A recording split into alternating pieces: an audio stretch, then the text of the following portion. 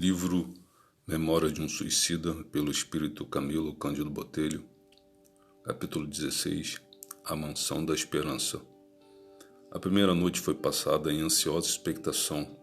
Nossos aposentos deitavam para o jardim e das ogivas que os rodeavam descortinávamos o vasto horizonte da metrópole, machetado de pavilhões graciosos como construídos em madrepérola e de cujos caramanchões que os enfeitavam pitorescamente. Evolavam-se fragrâncias delicadas de miríades de arbustos e flores viçosas, não mais insípidas, níveas, como no departamento hospitalar. Tudo indicava que gravitáramos, segundo as nossas afinidades, para uma cidade universitária, onde ciclos novos de estudo e aprendizagem se franqueariam para nós, segundo o nosso desejo. Enquanto passeávamos, aos nossos olhos interessados estendia-se paisagem amena e sedutora, em que edifícios soberbos, finamente trabalhados em estilo ideal, que lembraria o padrão de uma civilização que nunca chegaria a se concretizar nas camadas terrenas, nos levaram a meditar sobre a possibilidade de neblinas ignotas, irisadas sob palores também desconhecidos, servirem a artistas que, para aquelas cúpulas sedutoras, os rendilhados sugestivos, o pitoresco encantamento dos balões convidando a mente do poeta a devaneios profusos, caminho do ideal. Avenidas imensas rasgavam-se entre arvoredos majestosos e lagos docemente encrespados, orlados de tufos floridos e perfumosos, e alinhadas como em visão inesquecível de uma cidade de fadas. As academias, onde o infeliz que atentara contra o sacro santo ensejo da existência terrena deveria habilitar-se para as decisivas reformas pessoais que lhe seriam indispensáveis para mais tarde, depois de nova encarnação terrena, na qual testemunhasse os valores adquiridos durante os preparatórios, ser admitido na verdadeira iniciação. Não me permitirei a tentativa de descrever o encanto que se irradiava desse bairro, em que as cúpulas e torres de edifícios disseiam filigranas, lucilando discretamente, como que orvalhadas, e sobre as quais os raios do astro-rei, projetados em conjunto com evaporações de gases sublimados, emprestavam tonalidades de efeitos cuja beleza nada sei a que possa comparar. Em tudo, porém, desenhava-se augusta superioridade, desprendendo sugestões grandiosas, inconcebíveis ao homem encarnado.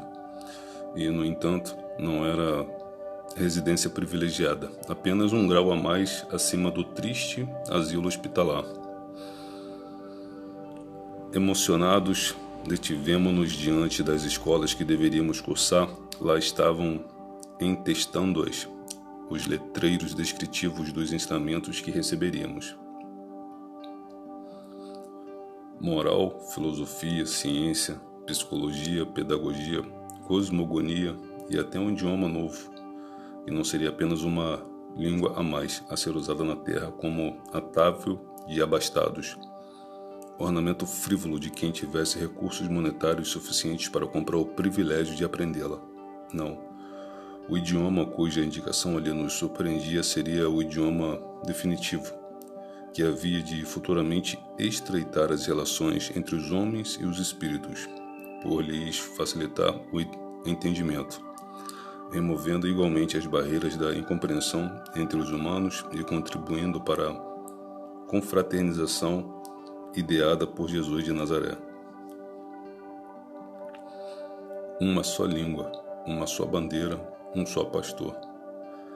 Esse idioma, cuja ausência entre médios brasileiros me havia impossibilitado ditar obras como as desejara, contribuindo para que fosse mais penoso o trabalho de minha reabilitação, possuía um nome que se aliava ao doce refrigério que aclarava nossas mentes.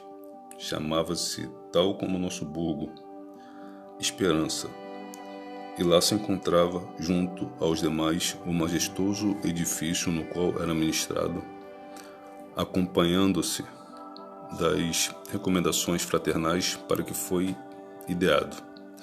Conviria assim que o aprendêssemos para que, ao reencarnarmos, levando-o impresso nos refolhos do espírito, não nos descurássemos de exercitá-lo sobre a terra. O benfazejo frescor matinal trazia-nos ao olfato perfume dulcíssimo que afirmaríamos ser dos craveiros sanguíneos que as damas portuguesas tanto gostam de cultivar em seus canteiros, das glicínias mimosas excitadas pelo orvalho saudável da alvorada, e pássaros, como se cantassem ao longe, assobiavam ternas melodias, completando a doçura do painel. Havíamos chegado na véspera, quando as estrelas começavam a fulgir, irradiando carícias luminosas. Romeu e Alceste, apresentando-nos a direção do Novo Burgo, despediram-se em seguida, dando por fim a missão junto de nós. Não foi sem profunda emoção que vimos retirarem-se os jovens boníssimos a quem tanto devíamos, aos quais abraçamos comovidos, conquanto que sorriam, observassem. Não estaremos separados, apenas mudastes de recinto, dentro do mesmo lar. Porventura, o próprio universo infinito não é o lar das criaturas de Deus? Irmão Sóstenes era o diretor da Cidade Esperança. Falou-nos grave, discreto, bondoso, sem que nos animássemos a fitá-lo. Sede bem-vindos, meus caros filhos, que Jesus, o único mestre que, em verdade, aqui encontrareis, vos inspire a conduta a seguir na etapa nova que hoje se delineia para vós. Confiai, aprendei, trabalhai, a fim de que possais vencer. Esta mansão vos pertence. Habitais, portanto, um lar que é vosso, e onde encontrareis irmãos como vós, filhos do Eterno. Maria, sob o beneplácito de seu augusto filho, ordenou sua criação para que fosse proporcionada a ocasião de preparativos honrosos para a reabilitação indispensável. Encontrareis no seu amor de mãe sustentáculo sublime para vencerdes o negror dos erros que vos afastaram das pegadas do grande mestre, a quem deveis antes amor e obediência. Cumpre, portanto, apressar a marcha, recuperar o tempo perdido. Espero que sabeis compreender com inteligência as vossas próprias necessidades. Nada respondemos. Lágrimas umedeceram nossas pálpebras. Éramos como meninos tímidos que se viessem a sós pela primeira vez com o velho e responsável professor ainda incompreendido. Foi quando, logo após, nos conduziram ao internato onde deveríamos residir, onde passáramos a noite e de onde, pela manhã, saíramos a passear. Aqui e ali, pelos parques que bordavam a cidade, deparávamos turmas de alunos ouvindo seus mestres sob a poesia dulcíssima de arvoredos frondosos, atentos e inebriados como outrora teriam sido na terra os discípulos de Sócrates ou de Platão, sob o farfalhar dos plátanos de Atenas, os iniciados do grande Pitágoras e os desgraçados da Galileia e da Judéia, os sofredores de Cafarnaum ou Genezaré, embevecidos ante a intraduzível magia da palavra messiânica.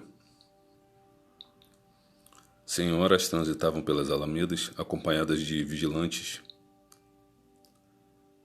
severas como Marie Numier, a quem mais tarde conheceríamos muito de perto, ou impenetráveis como Vicência de Guzmán, jovem religiosa da antiga Ordem de São Francisco, irmã do nosso antigo benfeitor, Conde Ramiro de Guzmán, a qual igualmente passamos a bem-querer tão logo soubemos dos elos imarcessíveis que ligavam aquele dedicado servidor da seção das relações com a terra. Absortos Consentíamos que a imaginação se desdobrasse, arrastada pelas sugestões, deixando palpitar em nossa mente múltiplas impressões que, quando, de mansinho, alguém tocou em meu ombro, produzindo em minha sensibilidade a suave emoção de uma carícia infantil que me despertasse do prolongado torpor. Voltei-me, bem assim meus companheiros mais afins, reduzidos agora a João e Belarmino, visto que os demais se haviam internado no recolhimento. 2 damas achavam-se ao nosso lado, convidando-nos para uma reunião de honra para a qual fora convocada a pequena falange chegada no dia anterior. Diziam as damas que então seríamos apresentados aos nossos novos mentores, aqueles que fariam nossa educação definitiva. A eles seríamos entregues como veros guardiães que por nós zelariam paternalmente, até findar o curso de experiências renovadoras que urgia levássemos a efeito em próxima encarnação nos planos terrestres.